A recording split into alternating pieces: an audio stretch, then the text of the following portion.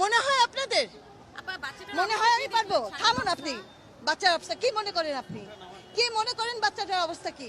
বাচ্চাটা জীবন নিয়ে লড়ছে। যেই মেয়েটি মেয়ে হয়ে ওঠেনি, যেই মেয়েটি নারী হয়ে ওঠেনি, তার গায়ে হাত দেয় কি করে? এই দেশ কি কাপুরুষের দেশ হয়ে গেল যে একটা 8 বছরের মেয়েকে গায়ে হাত দিতে হয়? এই কাপুরুষের হায়নাগুলো পুরুষ বেশে চারিদিকে ঘুরে বেড়াচ্ছে। এদেরকে দমন করার দায়িত্ব আপনাদেরও। আমাদের ব্যবস্থাটা এমন ভেঙে গেছে।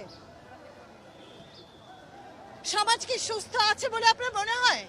আর আপনার কি মনে হয় যে আমি 6 মাস এসেছি দায়িত্ব নিয়ে আমি এই পচে যাওয়া সমাজকে 5 মাসে পাল্টে দেব? মনে হয় আপনাদের? মনে হয় আমি পারবো? থামুন আপনি। বাচ্চার অবস্থা কি মনে করেন আপনি? কি মনে করেন বাচ্চাটার অবস্থা কি? বাচ্চাটা জীবন নিয়ে লড়ছে। ডাক্তাররা জানে না তাকে বাঁচাতে পারবে কি পারবে না। কি বলে, ডাক্তার তার কাজ করছে, এই যে তরুণ ছেলেমেয়েরা তাদের প্রতিবাদ করছে। আমি আমার জায়গা থেকে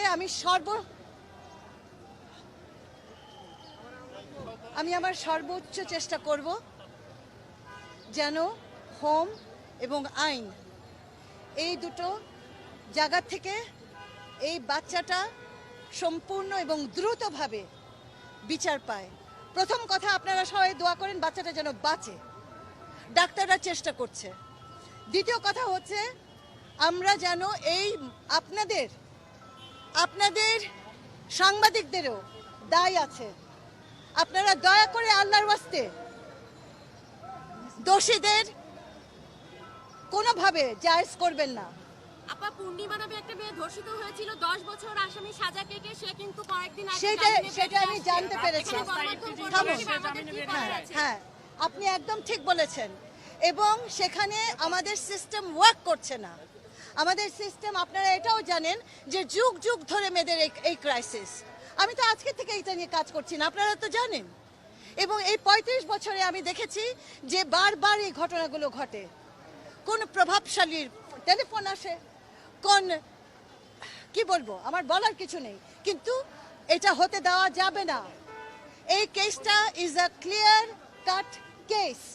এখানে এভিডেন্স আছে, ঘটনার প্রমাণ আছে, এবং এটাকে কিছুতেই আমরা হাতছাড়া হতে দেব না।